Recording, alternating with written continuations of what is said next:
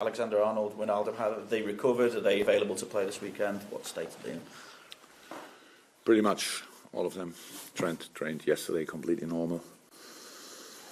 It was not a knock. Trent was a bit ill, but that looked yesterday pretty good. And so with Welch, we have to wait. He didn't train so far. He didn't train with the team so far. So, but can't say anything more about that. So, what was the other one? Ginny. Yes, Ginny trained as well. So all good. How does that first defeat of the season affect the mood of the squad, if at all? Like a defeat is, it's not cool. It's not what you want. It's not what we are going for. So that's how it is. But it's not that we should not be surprised that things like this can happen, especially when in a game when you're against a really strong side, when you don't use your big chances and how we said a few times, you leave the game open, and then if you leave the game open, there's always a chance for the other team, and so that's what happened, not more. But I don't think affecting the mood after a defeat. Yeah, of course, immediately after the game, the mood is not good. But then you have 2 days in this case to find back on track. And that's, I would say, worked so far. We will go to Chelsea and try our best again. But in games like this, you never can be sure that you will get the result you want to have. You have to work for it, and that's what we try. Raheem Souness has again been very complimentary about your team. Says that this Liverpool team would give any team from any era a real game. You've already come through a big test against Spurs, another top 4 rival this season. What kind of a statement would it be if you were to open up a 5-point gap on another title rival or top 4 rival in Chelsea this weekend? I don't think in this category, to be honest, because it's difficult enough to try to win the game or even to get a point at Chelsea. And I don't think about a 5-point gap. And a 5-point gap, 31 match days before the end is nothing, because we play them again, so it's absolutely nothing. It's only about getting points on our account, and that's all what we try to do. And if Graham says that, yeah, he's right, would give all teams a proper game, and that's the best news, to be honest. That's exactly how we see it as well. But give somebody a proper game doesn't mean you will win that game. It only means you are competitive, and that's what we are. That's what we have to show again. And I thought the Chelsea game was just an unbelievably interesting game, to be honest, in the analyze as well. So we needed time to adapt. Yes, we had a new formation. Yes, and that's without the ball. Against the ball, defending is a bit more complicated than with the ball. And so it felt maybe a bit like Chelsea had, and for us as well, it was not uncomfortable. And we think, okay, they pass there, and we were not ready. It was because of little details, but they are absolutely important. And for the boys, it was a big challenge, because I know how people see it, and always, and you let them play after a long time. We have 5 players. Okay, Fabinho played a few minutes, but we have 4.5 players with the first minutes of the first start in the season, and then we all think they need to be ready in that moment, use the chance, or you will never get another one. But that's not how it is. So it was a really difficult task, and I was happy how we adapted in the game, to be honest. So with all the things they did, at the end they needed a free kick, and maybe offside, maybe not important, and a world-class situation of Hazard. And to win the game, so we had the bigger chances and all that stuff. So that's good news, but still we lost it, and that's what can happen. That's not a problem. But how I say, it's always about the result is the most important thing, but the performance is pretty important as well, and for analyze much more important. And so we learned a lot in that game, and it was just interesting to see how we adapted in a pretty short period of time, and with a pretty much completely new formation, and that's good, but we have to do better, because Chelsea will make changes, of course, and Hazard will not only play 20 minutes, so it will give us a few questions probably over 95, and a lot of other players will come in, Jorginho and Kante and all these boys. So it will be interesting again, and I'm looking forward to it.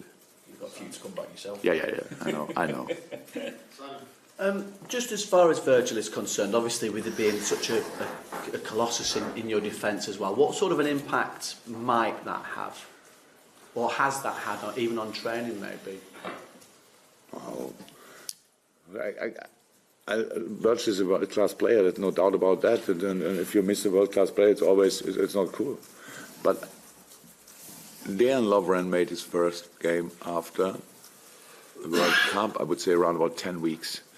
Most of the time he was that injured that he couldn't even think about training, because you have in that part of your body something that's not, you cannot do fitness, nothing. So, and after that long period he played an outstanding game.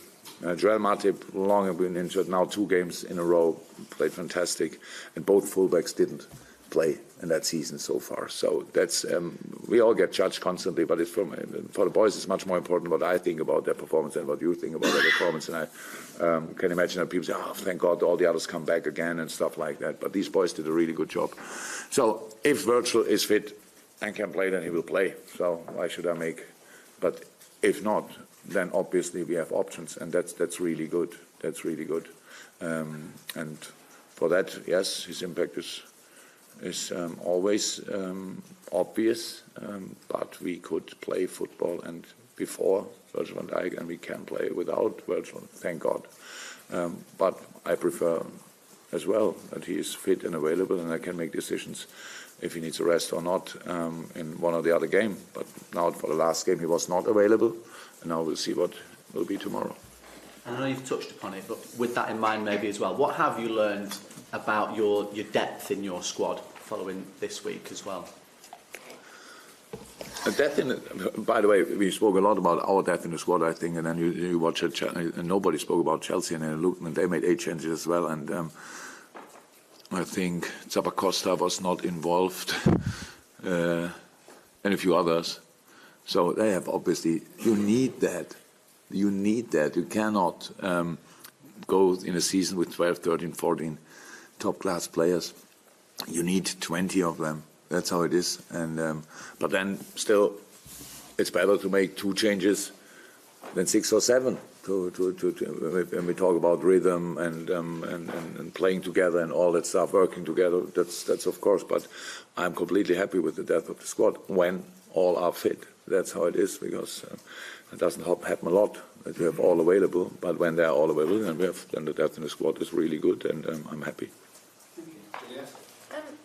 I know the disappointment of midweek and being out of a cup competition so far, but an advantage of that up until January now, you can just focus on the 2 competitions, the Premier League and the Champions League, which some may suggest it would have been a better priority than also being in the League Cup as well. If you see like this, then you don't play Champions League, and you go out in the first round and it's Carabao Cup, and then you have enough time to focus on the league. Yeah, it's not. We do the job to play all the games somebody gives us. If you want all competitions we are in, we want to win, and it's the job. I said before the game, the stadium will be full. So means we have to be at 100%. That's what we try to do. In the moment, I don't see a lot of positive things, to be honest. When I think about losing a cup game, but I know that if you go the next 2 rounds, I'm not sure, would not be the biggest problem match-wise in January. Yeah, if you then go in the semis, I think then around about then it's getting a bit more busy, and that's not cool. But if you're that far, then you want to go for it, of course. So, but that's clear before you start a competition. And I think before or when I came in, people expect more or less that in these kind of games you line up all the kids. If one of us would have done that in the last game. And I didn't speak to Sarri before the game and ask who you will line up, and I line up them, then we have a proper game. So, but if we would have brought the kids, or I would have done that, that would have been a funny game. So that was a real cup game, and both teams showed how important this cup is for them, and I like that. So we lost. That's not cool, but that's all. So with the changes that I guess you're going to make and Chelsea are going to make as well. Are you expecting a similar kind of game than you had in midweek? Yeah. The same one as midweek. At least, yeah. It will be tough. It will be intense for both sides. It's a big one. It's Chelsea versus Liverpool. So that sounds already good. And then now we have to make sure that it is good. And that will not, for both teams, it will not be an easy game. Both teams know that. But how I said, the best preparation for us for the Saturday game is the Wednesday game, because you can never know more about an opponent than in a match you play against them. And of course, a few different players on the pitch, for sure, for Chelsea. And but we try to use our information from Wednesday to do it better. Jurgen, I'm sure it'll be a different starting lineup tomorrow, but given the fact that you've had a couple of days to reflect and work with the squad, can you sense an added determination in the players to make sure that at Stamford Bridge it's a different result? An added motivation, maybe? Yeah, for sure, but it's not that I go, to be 100% honest, that I come in on Thursday morning and then speak immediately in which way we strike back and things like this. Obviously, we want to strike back. That's sports. You lose once, can happen. If you play them again, you try to correct that case, and that's what we try, of course. But it's now today is the only session we really have, and then we travel to. Because so far it was, of course, for the team who played was completely only yesterday was recovery. The good was with the other boys we had a proper session, a good session, and now today is a very important one to use the things we've learned in a training session about the opponent, and then let's go and try again, and hopefully they all are fit, and then we have done really proper quality, and that makes it so interesting. Yes, but striking back is a real duty in sports. That's why what's a big part of what I love. You always in a season you play always twice, so it's quite difficult to play in June or let me say in August, and then next time in May, and you just tell your players, we lost against them. That's quite difficult. But in 3 days, it's possible, and so let's try. Jurgen Shaqiri's started the last 2 matches. How would you assess his progress since he's come in and sort of getting to play the Liverpool way and the way that you want and what you want from him? Oh, very good, very, very good. It's when he came in, that's what I wanted from him, that he really plays only free, completely. Don't think about anything, play football. I don't want to bother him and fill him up with informations about the way we play, the way he has to defend, the way he has to run. I wanted to see how he adapts, and that was brilliant in the preseason. You saw that. But of course, for the long term, you need to get used to all these different things more and more, and he makes big steps in that. But of course, that's again like it always was.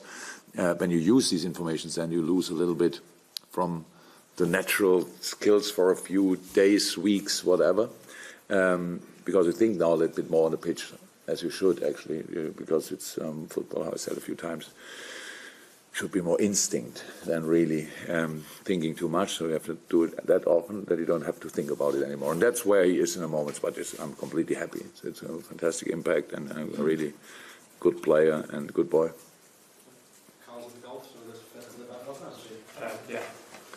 I don't know. Sorry, I don't know if German newspapers. I had an argument with Shaqiri on the pitch. I hadn't. Only to make it clear, I hadn't. He was only the first one who was involved. I met, and it was the second after the free kick we had, and I wanted to do it differently. But he was not. He was not even involved in the free kick. So, but it was only about that. You mentioned that was a good preparation, playing them earlier this week. How important was it to get an early sight of Eden Hazard, and how highly do you rate him? To get an early what? Like an early sight of what Eden Hazard can do. Obviously, you know what he can do, but obviously he did it specifically in midweek. How important was it to see what he can do? A couple of years ago, I think we played Chelsea. Yeah, Chelsea when Diego Costa and I mean, they played obviously in a different system. The two strikers were then Costa and Eden Hazard, kind of very offensive players. And I know exactly how good he is. That night it felt like, wow, okay, we can defend all of them, but not him. Yeah, Eden Hazard is a special player, obviously, and he enjoys these 1-1 situations or 1 versus 2 or 3 situations. He enjoys that. So that's good. That's not. I didn't need that game to know about Eden. So that was already clear before. And obviously it's the start of like a particularly critical week. Do you think like it'll have a critical impact on the end of the season? Since the last international break, we knew that we face all these teams, and the boys did so far. We played Tottenham, PSG, Southampton, Chelsea. So we are halfway through, and so far we did really well. So we did really well, performance-wise, very well, result-wise, very well. Last one is now. That's how it is always. Obviously, feels like it's the biggest impact, but I don't think so. And before we started that, it was clear that a game against Chelsea at Chelsea will not be children's birthday or whatever. That's pretty intense. And then you go to Naples, which is a tough place to go, and then Man City is coming. But we all know how these games were. Maybe we won them last year, but it was always nearly over the top what we had to do. So that's how it is. That's an interesting month, to be honest. So, but so far so good, and boys are fully in it and are ready to go, and then we have to see what we will. But the impact for the season, all games have impact for the season as much. It's all we don't know that in a moment, but we are quite positive. Let me say it like this: we are quite positive that we can get a bit of all these games. You spoke about learning lessons from Wednesday's game, and also about knowing how good Eden Hazard is one of the things that you talk to your players about is ways that you would go differently about maybe reducing his impact, and is that really stopping passes to him, or more sort of having a player almost really tight to him at all times? Yes, pretty much all of that. But it is stopping passes to Hazard, yeah, good idea. Being close, most of the time, good idea, but he likes that somebody's close, to be honest. Come on, we all know that we could have defended that goal that he scored. That's clear. We had 3 challenges. Yes, he did well, but he did that well because we won. We say in German, take you, I have him. So, and nobody had him really. So it's like I'm there, but another one is there as well, and then both didn't do it the 100%. If we have one 100% challenge of 4 or 5, I think, Eden Hazard can't do what he did. So that's how it is. But that's not new. No, but he used the situation that always it was a little. Both players were in doubt. Am I or are you? Well, yeah, we never want to do that. Never. It's always clear we need 1 for the challenge and 1 for the protection. And we had 2 for the protection, 3 times. So, and then I would say still not possible to score a goal really, but he did because of a perfect finish. So I can easily respect that. But no player is not defendable. That's all how it is, of course. But it's difficult. We are difficult to defend. If you give Sadio Mane the ball in the wrong space, then you cannot get him anymore as an opponent. It's not possible. So in all these things, we have these players as well. So it's good.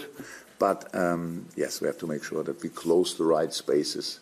And if we have a challenge, we should try to win it a bit more than we did in that situation.